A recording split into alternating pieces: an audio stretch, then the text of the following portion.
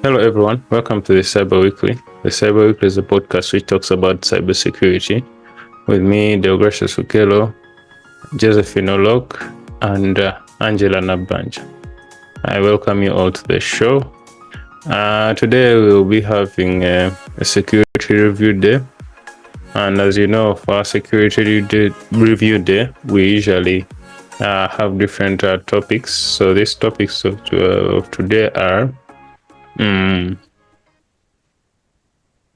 guess I don't want to spoil them the surprise, but anyway, there's one for what happened to a ticketing company. So that one I'll reserve it for that. Then there's definitely Patch Tuesday and the different vulnerabilities on which we found, and finally we'll look at NHS. What is actually that, and something to do with blood. So yeah. Anyways, so that's it for this week. So let's get started. Well, the first person on the chopping block is Angella, and Josephine. It's actually Angella first. So Angella, how are you? Hi, Dale. How are you? I'm okay. Same. So Josephine, do you have anything to say before we start firing questions at Angella? No, just good morning to you guys. Hope you've had a good week. Okay. We are keeping on. Yeah. Anyways, so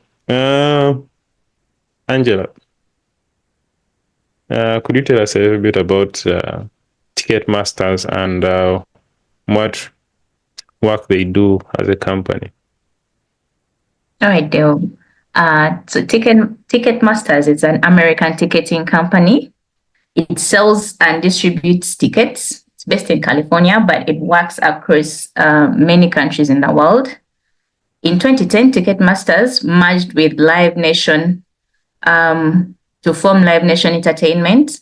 And in this merger, it enabled them to have ticket selling rights, artist management, and concert promotion. So basically, that's it in a nutshell. That's what they do. Okay.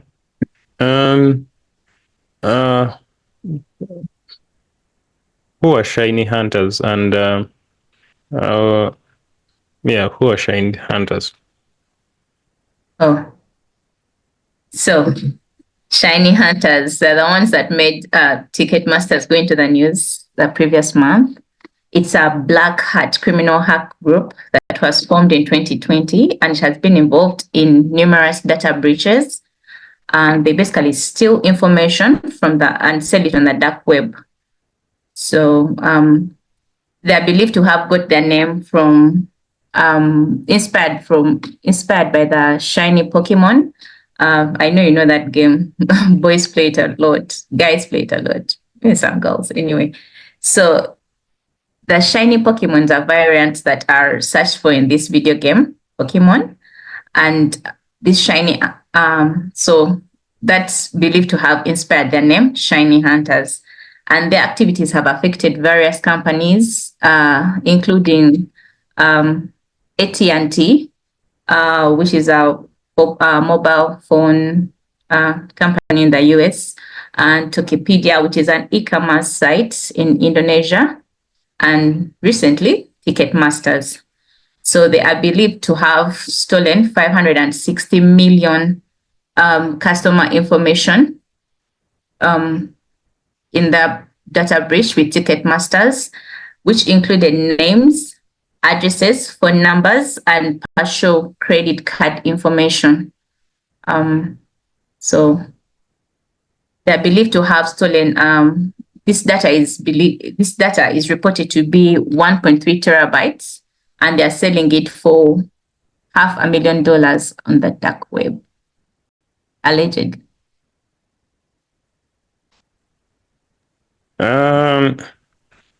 Josephine, personally, do you think that when it comes to mergers, do you think that there's always that fear of getting threats from these, you're combining two companies, like the way you have APIs and all that, do you feel like there's always that issue also?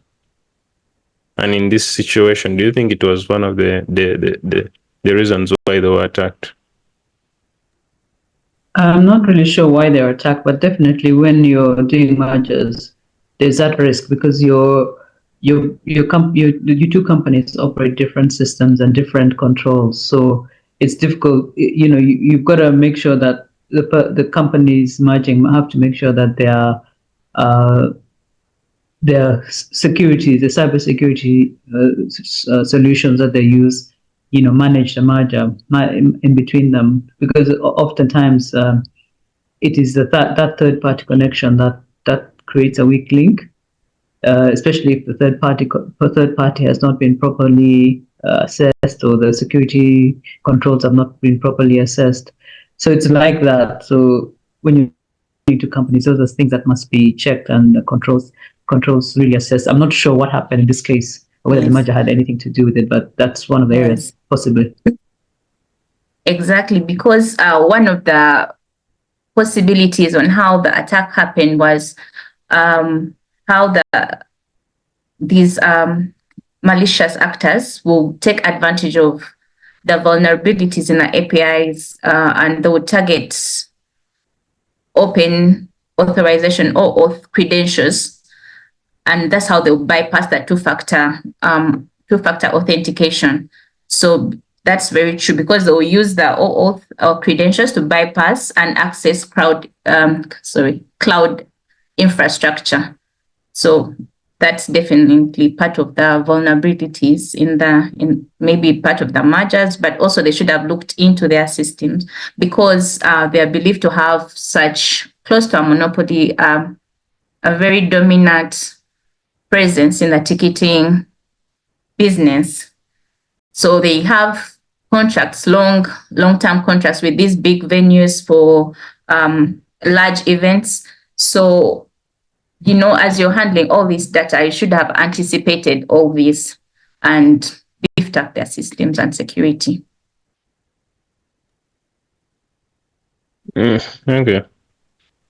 But then again, when you look at it, you feel like, is there enough security to prevent you from being That's why I said attacked? beefing it up because yeah. So what made them a target for Shinyhunters, and what information? What made them a huge target? So I think because they handle a lot of that. I don't know why you would look attractive. Why would you look attractive to a thief? Because they can steal. So anyway, I think Ticketmasters was handling obviously a lot of data, and these Shinyhunters they just want to show that they can hack the system, and they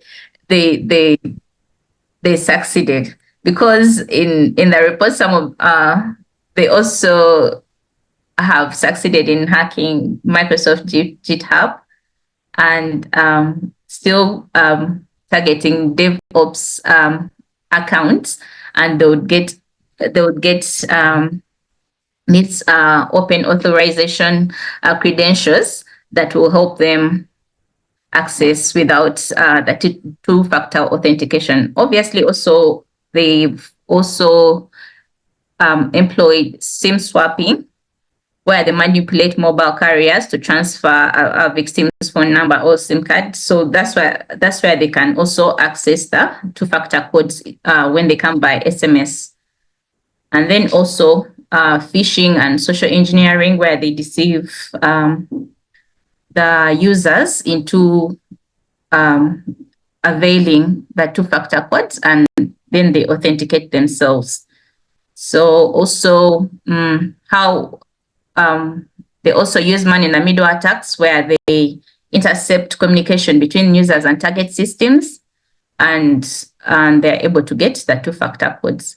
So I think one of the ways of strengthening two-factor authentication was that you use something that like a PIN code or a password, and then something that that's like a biometric that's really not easy to bypass. If it's just not you, it will still be your face that will have to pass that face recognition unless they clone you. So that's Okay, it. thank you for that. So on to the next person, which is me. Next bit will be alternating. I think I'll ask. Okay. So, what are the key findings in Patch Tuesday this month, Dale? So this month, as of the recording of this video, you find that it is 1 week later, but this last week we received the security patch. I mean, the Patch Tuesday, which is usually the second week of the month, and there are particularly 51 flaws which they found. Among them being the 25 elevation of privileges, meaning the attacker is able to escalate these privileges in an organization, changing to the highest privilege, or meaning root or administrator, depending on the operating system. But since it is Microsoft, that is administration. Followed by 18 remote code execution. This remote code execution deals with mostly you're able to use like PowerShell to remotely access the machine and perform attacks on it. 3, information disclosure. This one caught me because with information disclosure, basically a good example would be if it's a website, you're having your website front and facing the public, but there's some information left there which is sensitive to the organization, let's say user credentials, which is front facing the organization. So if you're not careful on how you've set up, let's say the developer forgets his information in GitHub or something like that, that is part of information disclosure. And so there were 3 which were found. Another example of I guess that's it for information disclosure. Then denial of service, there were 5 which were identified, and 2 for spoofing vulnerabilities. For spoofing, it's basically a good example would be MAC spoofing, where someone can use the same MAC address as you, then they will try to access a system, and if it checks based on MAC addresses, it may send the information back to this other person. Or let's say for IPs, it will send the information back to you, yet you're not the particular recipient for that information. So those are the ones which were found. Yeah, and that's it. Thank you. And just to clarify, this is on Microsoft, isn't it? Microsoft's Patch Tuesday. Yeah, Microsoft's Patch Tuesday. So it's not a general patches and vulnerabilities. Yeah. Okay. What companies' applications were the most attacked in this month? The ones which stood out for me was there's one for this one of I want to say Vim. I would say Vim also stood out, but one which is exceeding my expectations in terms of it is the one of Visual Studio Code, which I was going to talk about. But basically, it's a unique one where someone created, with Visual Studio there are different plugins, and basically what the attackers did, created a plugin, and people downloaded it because it's part of a famous plugin name. I think it's called Dracula something. Now, so when these multiple users, like 10,000 or 1,000 users, are able to access it, and that's what they were using to actually attack other people. So yeah, that's one which actually stood out for me, and it has been on many of the platforms. Yeah. Can you clarify maybe for me and for you listeners what Visual Studio is all about?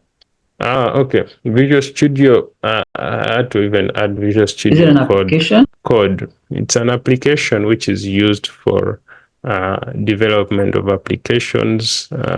Basically, anyone who is a programmer, they usually use different development environments. So it's an integrated development environment for developing software. So now these development environments usually have plugins. So let's say you want it to, let's say you're doing Python, one of the programming languages, and you want it to highlight the code the way you want it to work or to represent exactly some particular information. So you get a plugin for it so that it can be able to reflect the way you want the code to flow. If there's an error, it will be able to detect it easily with those plugins. So those plugins help. It does like a code, it walks through your code. Yeah, so it helps you work through your code visually. So that's basically how plugins work. So this specific one is also a plugin. So, and it's a famous one which is used a lot by many developers. And so the attacker created one which looked exactly like that, and people downloaded, and yeah.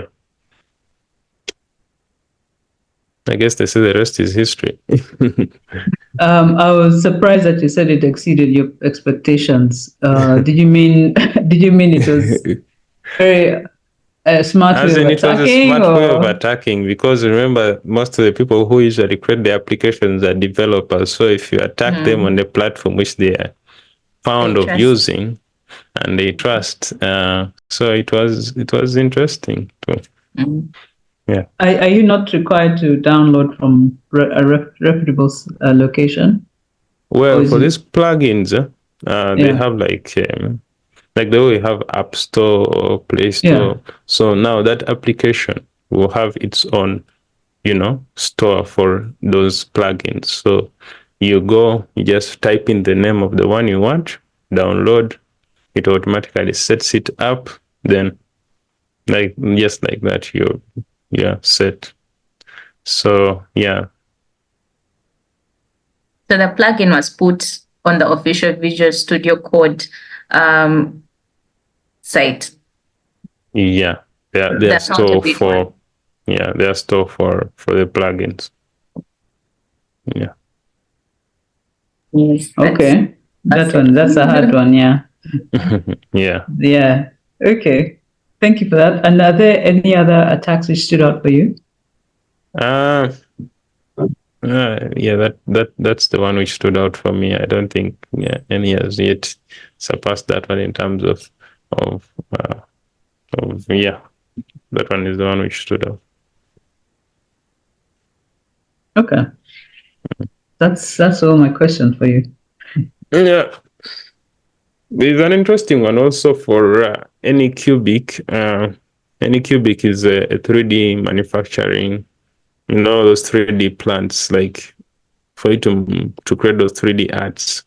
Mm-hmm. So there was a vulnerability found in that one, which is also an interesting one. Just imagine your 3D printer being attacked, and then someone is able to create something with your 3D printer. So that's also an interesting one also. And they were accessing it remotely? Yeah.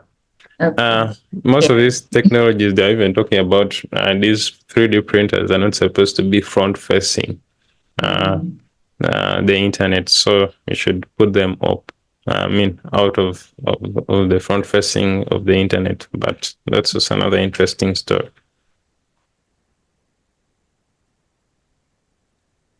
Okay. Yeah. So on to Josephine. Yes. I believe Angela is the one to fire you questions. Oh. Yes. Is mine? Okay. Josephine, who are the NHS? Yeah, so the NHS is a National Health Service, which is a publicly funded healthcare system in the UK, but it's made up of 4 national health services and mostly managed by the National Health Service in the UK. So it's been around for a long time. It's funded through through taxation, and it's services, like GP services, when you go to your doctor, hospital services, mental health services, but a number of services. Most of those are free, but some services like dental, ophthalmology, and some cosmetic surgeries are not offered under the NHS. It's run by the Department of Health and Social Care in England, and it's a very big national health service. I think one of the biggest in the world. So it employs millions of people. It treats maybe millions of people every on a daily basis, and of course it's a big deal for the UK because it's one of those services which really handled the pandemic really well, and the British are really proud of it as a service. But obviously, because it's handling so many services, it has had a number of challenges in the past, staffing level to doctor strikes and things like that. And as your population starts getting older, you have those challenges of higher treatment costs. Yeah, so that's the NHS. Yeah.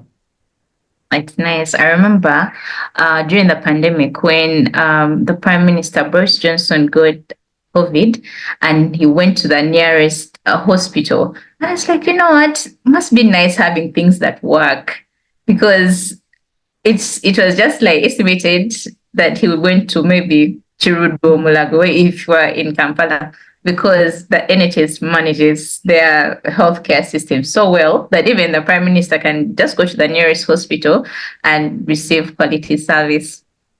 Yeah, I mean it's just wonderful that is possible. Yeah. Nice.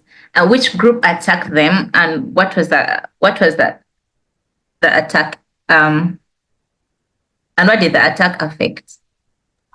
So the attack, so the attack was on this is a company called Synovis, which is a service provider for the NHS. They're pathology service provider. Pathologies, tests. I had to look it up. It's one of those companies that provide services for testing blood and body samples. So they attacked Synovis, and the attack occurred on the 3rd of June. And Synovis works with the NHS Trust in London. So it works with the NHS Trust and a number of hospitals. It was a ransomware cyber attack on Synovis's IT systems, and it's been attributed to a group called Quilin or whatever. It's supposed to be a Russian cyber gang. And apparently they've issued a ransomware note to Synovis. So what happened with the attack is that the hospital's operations were disrupted in the sense that they couldn't check, for instance, they couldn't access Synovis systems.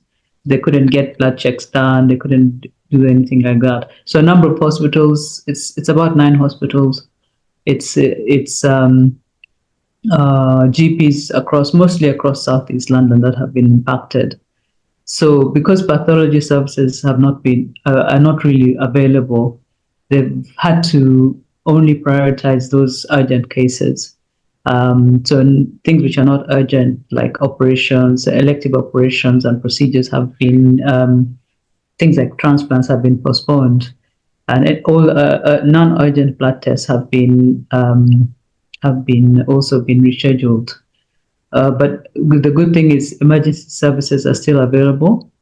But at this stage, it's not clear what the attackers really want, whether they want data, had access to the extracted data. What really caught my attention with this act was I was looking and seeing that they said, the news said that there was an appeal for blood donors following this attack, and especially blood donors with a group O, and those with O negative especially. So I was thinking, what is special about that? Yeah. So because the systems were attacked, it meant that the blood testing couldn't be done, right? So, and in this case, normally when a patient comes to the hospital needing a blood transfusion, their blood gets matched with their blood gets tested and then matched with blood that's available. Now, because they can't have access to the systems that do this, the blood patient who show up at the hospitals, the doctor doesn't know what their blood test is. What their blood group is. So they have to then, in emergency situations as normal, they normally use the O group, the O negative, which is a universal blood donor. I didn't know that. So as long as anyone can take the O negative blood, so that's why they've been calling for more O negative donors to come forward, because obviously now these hospitals that have been affected are relying on the O group when they're for emergency procedures that need blood. Yeah, so that's why they're encouraging, and that's what had brought my attention. Of course, it highlights the fact that it's like these cyber criminals really seem to target hospitals, healthcare sector especially. Obviously, with the healthcare sector, there's a lot of sensitive patient information. But I think in this case, it's not even clear whether they're actually looking for patient data or not. And the NHS has, I think I don't know if you remember the WannaCry ransom attack. I think that disrupted a number of hospitals and services in England. I think that like 7 years ago. So yeah, so I thought it was an interesting situation. It's quite interesting. Such a dire situation. I can imagine the anxiety that people have. Okay, apart from that, people have cosmetic surgeries scheduled, but but even the transplants and cancer treatments and all this blood transfusion people need, this a great cause for a lot of anxiety. And how is the NHS managing the situation? So the NHS, because it's not the one directly attacked, but obviously its services are directly impacted. So they're doing what you would normally do in a crisis. So they are first of all prioritizing what's important, which is the healthcare. So emergency services are still being handled, accident and emergencies, maternal things like that. So the things which are not urgent are being postponed, rescheduled, whatever. Then they're also working with Synovis. So they've sent a cyber incident response team to Synovis to investigate the attack and to assess what damage has been done, obviously with a view to restoring systems. It is really Synovis who need to solve this problem. And I think they have already, obviously, they're working towards solving it. They've referred the issue. When you're attacked, normally you have to refer the issue to data regulators. So in the UK, the data regulator is the Information Commissioner's Office, and they also have a National Cyber Security Center. So all these centers have been alerted to this. That's what's been happening. But most people think that this was not an attack which was looking for data. It was just looking to disrupt systems. But I don't think, it's one of those where people are looking for money. So they're looking to get a ransomware, but I don't think they thought it through. They just attack randomly. So they don't think of the impact. They were not thinking. I don't think the intent was to cause serious healthcare disruptions. Yeah. I think their intent was just to say, I'm going to attack this company. Let me see how much money I can get from it, but perhaps not realizing how serious this attack is on the health of people. But the NHS has also done well in terms of, and even Synovis, they've really communicated a lot. When you go to the website, when you look at the reports, they've really provided up-to-date, communication about what's happening to all inform the public, the staff, and all that, and patients. So I think they've handled it as well as they can. I think under the circumstances. I can imagine the panic. Yeah. Josephine, what other interesting stories stood out for you? If it's for cybersecurity, anything that that you'd want our listeners to check out? Okay, I can't not talk about FITSPA. There's a huge conference going on. It's the Africa FinTech Festival. It's running from yesterday to the 15th. Now, the good thing with the Africa FinTech Festival, something of this magnitude, it really brings across from all around Africa, all the FinTech associations. It brings across founders, CEOs, regulators, investors in one room, in one area. So it really talks to our, the need for us to collaborate with other players, the need for us to, create dialogue, get knowledge, share, and all that. And I think that's such a wonderful event. I was supposed to have attended, but I couldn't. So we're being represented by our vice chair. So that's my thing for today. Oh, thank and you. Angella? Josephine is the president. Josephine is the president in FITSPA, Uganda. Yeah. But didn't know. Yeah. And so we are a partner we're ecosystem partner because is essentially being run by the Africa FinTech Network, and we are members of Africa FinTech Network. Yeah. Sorry, and where is it taking place? In Naivasha, Nairobi. Naivasha, Kenya. Kenya. Mm-hmm. Yeah. Interesting. Dewa, will you be going? I am here. It's already started, so Dewa could get the shortest flight, quickest flight out. Is there an online option? No, unfortunately, there isn't. The only time we enjoyed online options was during COVID. Yeah. That was the best time when you could access many of the online programs. But nowadays, you have to be there physical. Yeah, it's true. Okay. Angela, what interesting story stood out for you this week?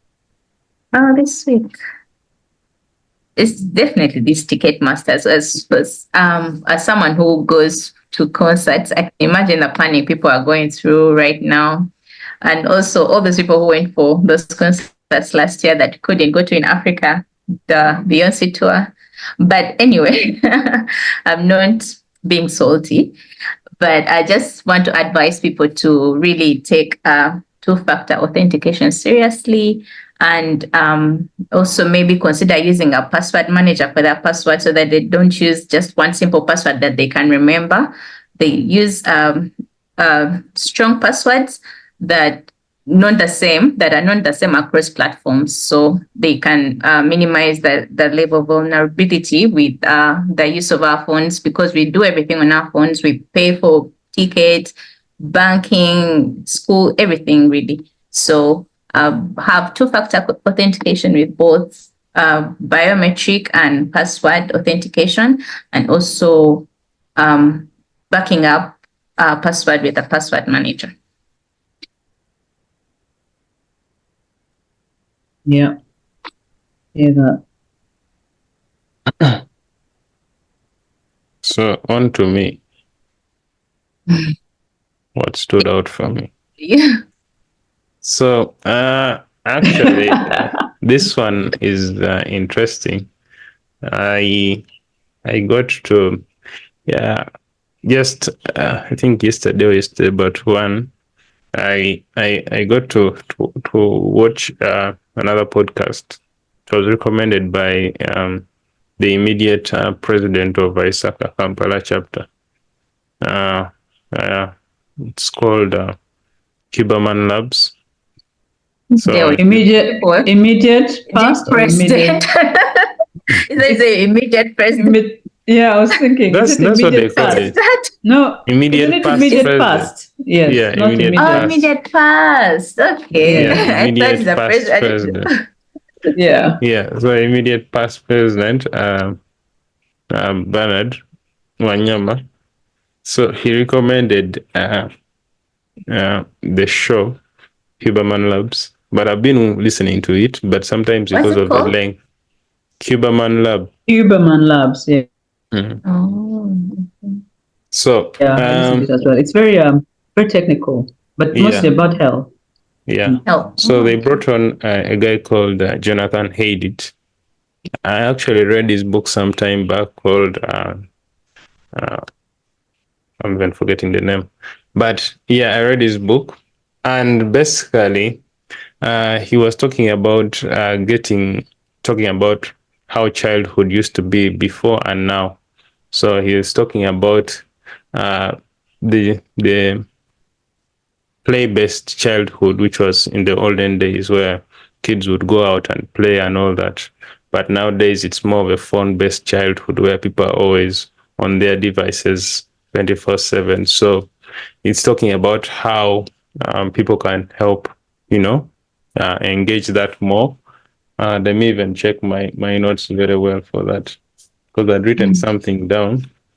So yeah, so he was talking about the different systems and how social media and all that have attracted many of the young people, and how it's affecting us generally. That conversations are hard, relationships are challenging, staying focused is also challenging. So gave recommendations, and during that program, it was filmed on the 10th of June, if I'm not mistaken, which is I think 2 days back.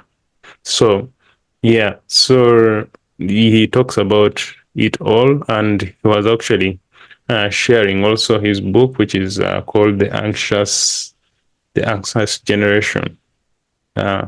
So he had just released the book, so I think he was also talking about that. Yeah, so it's a very good read, and yeah, so much insights concerning how we can improve our young people, including me. I'm the young one in the whole. Yes, you're the baby. So it basically targets mental health. Yeah, basically improving kids' mental health, and also ensuring that we are not giving kids so much. You were talking about, imagine giving your child a device which is able to attract him to all the thieves, the guys who do child trafficking, all in just by giving them a device at a young age. Yes. And imagine a kid of 7 years having a device and what type of information the kid is getting and all that. So it's really something which caught my eye. So yeah, that's a very good episode. So check it out. Jonathan Haidt. Yeah. His book is also The Anxious Generation. So you can also check out the book and also check out that episode of him on Huberman Labs. It's lengthy, 2 hours. So 2 hours, 20 minutes. Is it? Put it I on, know then you start doing housework. He's very, very technical. That's one of the reasons I kind of him? no, I You zone kind of out. stopped. I zone out because very, very technical. Yeah. But I do subscribe to his newsletter. So once in a while, he sends a brief of what he has discussed. He's very keen on like sleep. How to deal with sleep. He has good advice around that. But very good. I like him, but it's just sometimes hard on my brain when he uses such. You want something easy. Sometimes, yeah. Yes. Yeah. But So that's nice. I like. Is this gentleman recommending limiting screen time? Is that what he's saying, or are there some key his key recommendations? The key takeaways were, one of them is no phones before high school, meaning a kid is not supposed to be allowed to have a phone. Phone or smartphone? Before 13. That means for 13 before years 16, of age. around there, 16 there. If he's 13, you give him this. Before 16, wow. Okay. If button phones, but they still you make can them. give them the button phone to be able to talk about. Access them. They're still there, by the way. So if they want to call you, they can call you with that. Then secondly is making it no social media till 16 or 18. That I second. Social media is a wild place. Then phone-free schools. meaning that in school we should make it a normal thing so that kids are not supposed to be having phones in class and all those things. They're not supposed to be having phones technically. So Yes. then free play, meaning that Go outside. you allow the kid to move out and play around Be a with other child. people's kids and not confining them to your home or something like that. Like, because now I was talking about in the US where a kid who is 8 years old, if he goes to the shop and they find the kid along the way, they might ask the kid, where are your parents? What's wrong with them? So they even call them the child protection services on you because of that. So yeah, there's also that. Basically those were his key takeaways. So he was talking about how the UK has worked on it legislatively to help try to incorporate this, and is also working with them on doing it actively in schools. So they're really working hard on that, because even teachers are tired of having to stop kids every time now and then because they're using their devices and all that. So then also in the US, some states are already taking it up.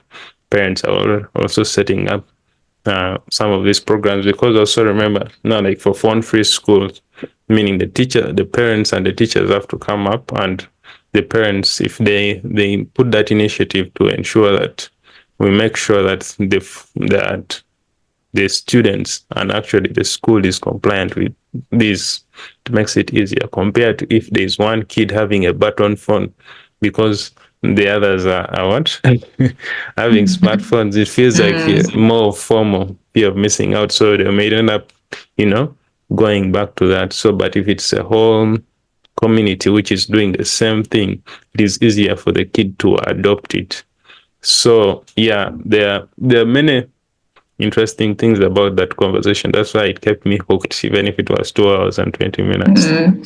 So I feel like, like even if you give them smartphones, there are ways currently where you can control what someone does on a smartphone. So maybe if you give them a smartphone, they're under your Google account, you have a family Google account, and on their device, there are things that you don't allow them to install, like social media apps. Because, funny thing is that unlike Deo, unlike me, I was going to sound like me and Deo, but Deo is much younger than I am. But growing up in the 90s, we didn't have internet everywhere. So that's not a problem that we faced. But right now, these children are living in an internet age, and you can't deprive them of that. You just have to make sure that they are safe on the internet by, first of all, allowing them only to install what's important for them, because there are now school apps that you won't deny them by giving them a button phone. There's some advantages of having a smartphone, but then also controlling what they do on the internet is most important, because you can monitor if they're under your Gmail account. You can monitor what different users are installing, what they are watching. You don't have to tell them that, I'm spying on you, but I feel like you have to monitor and make sure they are safe on the internet, because they are in this internet age. Otherwise, they'll be odd men out. Yeah, but that's then true. Again, but there was if it's a school which has already an application, remember you can set up. Doesn't mean that they're not supposed to use the internet, but put it in a public setting where, if the person is using the internet, put a computer in the living room. No, but you have to work there, or you're not going to be there to see. Also, I don't know if you're getting my point. So yeah, but all in all, you're not giving your children smartphones. Let me just give you. There's I was watching the TV a few days ago, and there was a study being done on young people. They're like maybe 16 and all that, who obviously all had smartphones. So they decided to run the study and see the impact of not having smartphones on them. So I think the study was run for a number of weeks, took away their smartphones, locked them up, then gave them these, what do you call them? Non-smartphones or kabiritis. First of all, when they got them, they were absolutely shocked. They're like, there was, What you know is how this? you can scroll, the screen is so small. All you can do is call, SMS, yeah? Even the SMS, you have to press one button Yes, to get it's at the character. yeah, it's really hard. So after that study, they were asked what the biggest challenge for them was, and most of them said they felt like it had taken away their social life, because their social life is online. sending messages, say where should we meet, where should we do this, where should we do this. So they feel that most of their communication can only be done on these platforms, which require a smartphone. Yes. So they've even forgotten the fact that you can still just say function. You can still have a hello, social where are life you? by calling somebody and saying, "Where are you?" Because that is the best. But they're so used to everything being, immediately. Online. That's sad. That's true. You have these groups, you send whatever. Let's meet here. Let's meet here. So most of them felt deprived of that. But I think it's a good point that Dale is making, that Yes. the problem now with smartphones is that they're running the lives of teenagers, and teenagers have lost the skills that are required to interact as normal human beings. The skills to talk to people, the ability to express yourself properly, orally and in writing. This tendency to send messages based on emojis and whatevers and shortening words and all that. So I think it's good we need to reassess. We need to assess the impact of these smartphones and this social media, especially given the mental health that people are suffering, and how people feel so much that they are not good enough, they're missing out because of what they see on social media. I think that is really important. And again, with the UK, there have been so many instances of suicide. Oh dear. People, because of getting on social media, getting bullied, feeling left out of things and things like that. So I think it's worth making a reassessment and making sure that we start early with the children, so that they don't get into this habit of now just being on the phones. Because the number of times, like now these kids were like, now when I'm on the train, sometimes I have nothing to do. But you don't have to have something to do all the time. You can sit and look at the landscape. You can carry a book and read it. Yeah. So it's like they feel like it's like their lives, and unfortunately, it's just a gadget. And I think these controls need to happen. So I think I agree with that. And access the internet at school. That one, you have computers in labs and things like that. Yeah. You have laptops, so you can access it through that. Yeah. Oh dear. So no tablets. No. Everything. Nothing. We're back to device. 2000. No device. Still calling and receiving. Till 18, there's Talking to nothing like I hear social media. Forget about it. That's true. No, but for social media, I second And that. phones.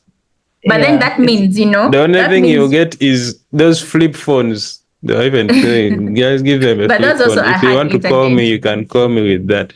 You don't need a flip phone. You can have just you one don't. of those You just need stability. button phone. Yeah. But then that means social media is not good for us, because if it's not good for the children, it's also not good for us, and we should just make a Because for us, basically, the biggest issue is now prioritizing, because sometimes now I have this tendency nowadays of from 9 to 5 or 9 to 7. Like I always put my notifications off on any. Only my notifications are off. Completely, because I don't want those days of every time the thing pings and you want to answer a message. So during work hours, I don't usually. So if someone wants to contact me, call me. My notifications are off generally on the phone, email, even on the laptop. I don't have any email notifications or anything. So that's but I think a lot of us, for instance, because the article was saying how many of us can spend, how long can you spend away from your phone? I'm working on that. Like how long, if you were to say, can I do it for a day? You see people start to get twitchy, like they're anxious. Yeah. They're like the children on the train. What will I do? But seriously. Yeah, we need to do technology detoxes quite often because we're so reliant on our phones for everything that even when sometimes you see like where I live in a block of flats, and there are a lot of kind of tourists who walk around. They're always on their phones. So unfortunately, not looking where you're going. So there've been incidences where you just see a border rider car, and it's not the guy is 100% looking at his phone. He's not thinking of the environment. Where am I walking? There should be a time and a place, but not every time in your life should you be on a phone. So we need frequent detoxes. Yeah, I actually do that a lot. It helps. Yeah, I think so. I think I have to start seeing how to manage it. Yeah. Like having a cutoff, like 9 o'clock, no looking at the phone. Yeah. Anyways, so that's it for this week. Okay. Thank you all for coming. Check out other security reviews, the one of last week. Last month. Other than that, see you all in the next episode. Thank you. Thank you, Deo. Thank you, Dennis. Thank you, Angela. I know. Angela is spreading her virus. Thank you, Angela. You have been hacked.